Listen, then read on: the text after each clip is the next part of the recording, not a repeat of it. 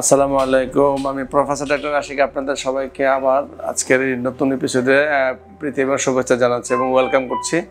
আসলে দেখুন, আমরা বরাবরের মতো কিন্তু এই বিভিন্ন রোগীদের বিভিন্ন ডিজিজ এবং তাদের করণীয় নিয়ে আমরা ভিডিও করি। কেন করি? কারণ এগুলি মানুষের জানার দরকার আছে। আজকাল হয়েছে কি, আপনার সবাই জানতে চায় এবং ইনফরমেশনের যুগ, তাই না?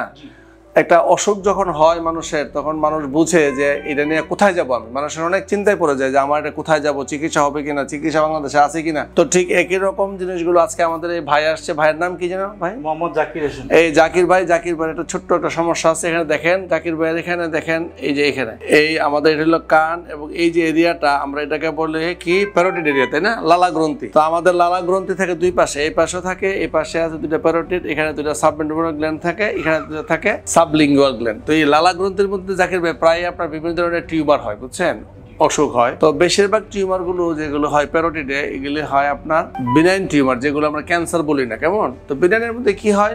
মোস্ট কমন যেটা হয়, যেমন ধরুন প্লিওমরফিক অ্যাডেনোমা। এটা এক ধরনের বিনাইন টিউমার, যেটা আস্তে আস্তে বড় হইতে থাকে। যদি এই টিউমারটা আপনার বড় হয়, তখন তার দেখতে একটু আগলি লাগে, তাই না? দেখতে খারাপ লাগে। তো একটা হয় প্লিওমা, একটা হচ্ছে লাইপোমা। আবার অনেকের হয় হেমানজিওমা হয়, বিভিন্ন সিস্ট হয়। একটা পার্সেন্টেজ আছে 10 to 20% যাদের আমরা বলি প্যারোটিড ক্যান্সার।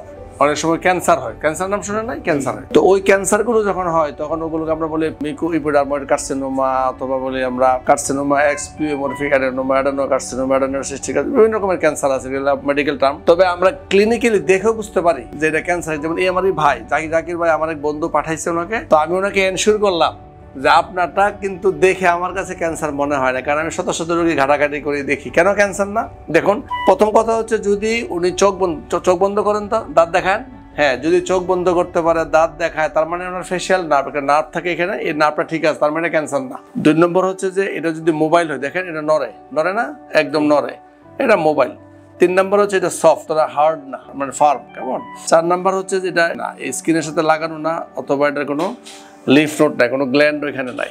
তার মানে যদি কোনো খুব দ্রুত তো বড় হয় নাই, মনে না? খুব দ্রুত বড় হয়েছে, একটু দ্রুত, তাহলে আমাদের এই যে ক্যান্সারের 5টা লক্ষণ আছে। একটা হচ্ছে ফেশিয়াল নার্ভ ইনজুরি যদি হয়, চোখ দেখাইতে পারবে না, গাল দেখাইতে পারবে না।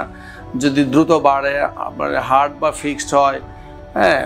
তো ওনার এই ক্ষেত্রে আমাদের কোনোটাই মনে হচ্ছে না। শুধু একটা লক্ষণ আছে ওনার, যেটা হলো যে দ্রুত বাড়ে, তাই না? 1-1.5 মাসের মধ্যে বড় হয়েছে, তাহলে একটা লক্ষণ আছে। তবে আমার দেখে মনে হচ্ছে যে এটা হয়তো ক্যান্সার, আল্লাহর মর্জি না, কেমন?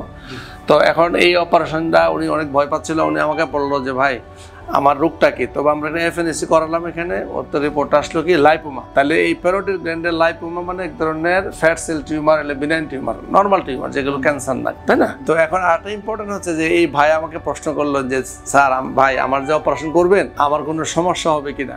এটা কিন্তু সবাই জানতে চায় যে আমি যে এত বড় অপারেশনটা করবো, এটা বাংলাদেশে হবে কিনা, বা এটার সমস্যা মানে সুবিধা গেছে কিনা। কারণ আপনারা জানেন, আমরা বাংলাদেশে সবাই তো মনে করেন আমরা লিমিটেড রিসোর্সের মধ্যে কাজ করি। আমাদের রোগীদের অত যত্ন করে আমরা দেখতেও পারি না, বা অত কথা বলার সময় পাই না। সবাই খুব দ্রুত রাশ থাকি, তাই না?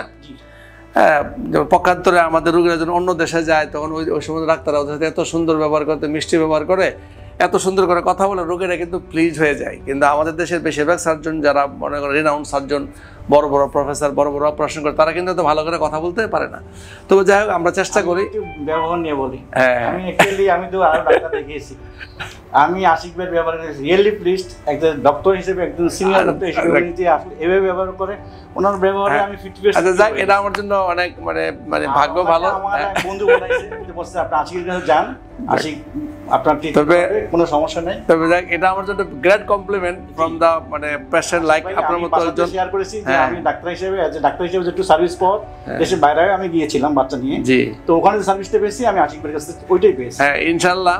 তবে আশা করি আমরা ওনাকে, আর আশা হতো আমরা করবো না ইনশাল্লাহ। আমি এগুলি হরদম অপারেশন করছি, আমি রেগুলারই অপারেশন করছি। আপনারা যারা আমাকে ফলো করেন, আমি দেখবেন রিসেন্টলি 2-3 মাসের মধ্যে আমি অনেকগুলো অপারেশন করেছি, কেমন? প্রতি সপ্তাহে আমি করি। তবে ওনার যেটা প্রশ্ন ছিল যে ভাই, আমি যদি অপারেশন করি আমার কোনো অসুবিধা হবে কিনা? হ্যাঁ, নাম্বার 1 হচ্ছে এই অপারেশনে ব্লিডিং হয়, তবে ইনশাল্লাহ আমার এই অপারেশনে ওনার কোনো ব্লাড যাবে না, কারণ আমি ইলেকট্রো সার্জারি করি, যেটা কোনো ব্লিডিং এর কোনো সুযোগ নাই। এক নম্বর হচ্ছে এখানে একটা নার্ভ থাকে যেটাকে বলে ফেশিয়াল নার্ভ। এই ফেশিয়াল নার্ভের 5টা ব্রাঞ্চ থাকে, আমরা ইনশাল্লাহ 5টা ব্রাঞ্চ বের করব এবং আমি আশা করি ইনশাল্লাহ আপনার কোনো ক্ষতি হবে না। এবং আমি আমার ইয়ের দিকে বলে আমাদের যারা দর্শক, আল্লাহর যদি রহম হয়, আল্লাহ যদি আমাকে বাঁচিয়ে রাখে, রোগীও ভালো থাকে, আমি যদি ভালো থাকি, কালকে সকালে ওনার অপারেশনের পর ইনশাল্লাহ ওনার নার্ভ যে ঠিক আছে ওইটা আমরা ভিডিও করে একসাথে আমরা আপলোড দেবো ইনশাল্লাহ। হ্যাঁ ইনশাআল্লাহ। ওনা আমার এই জাকির ভাইয়ের জন্য দোয়া করবেন। আর আমার সাথে সবচেয়ে ভালো হলো যে আমাদের আসলে আমি খুব ফরচুনেট যে আমার টিমে খুব এক্সপার্ট টিম, এই যে আমাদের এই বড় স্যার আছেন প্রফেসর ইনুস স্যার,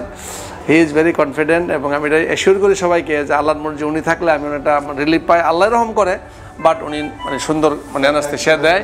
আর আছে নাসিব হচ্ছে আমার মানে সহকর্মী, আমার অ্যাসিস্ট্যান্ট, আমরা সবাই মিলে অপারেশন করব, আপনারা দোয়া করবেন। শুক্রিয়া। হ্যাঁ, সবাই ভালো থাকবেন এই পর্যন্ত। আসসালামু আলাইকুম। আসসালামু আলাইকুম।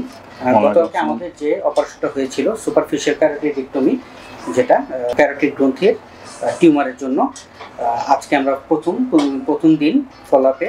আপনি কেমন বোধ করতেছেন? জি ইনশাআল্লাহ এখন অনেক ভালো। খুব ভালো। আমাদের সুপারফিশিয়াল প্যারোটিডেক্টমির যে ইয়াটা থাকে, রিস্কটা থাকে নার্ভ ইনজুরির, সেটার ব্যাপারে একটু দেখিয়ে দিচ্ছি। যে আপনি আঙ্কেল একটু উপরের দিকে তাকাবেন, ছাদের দিকে।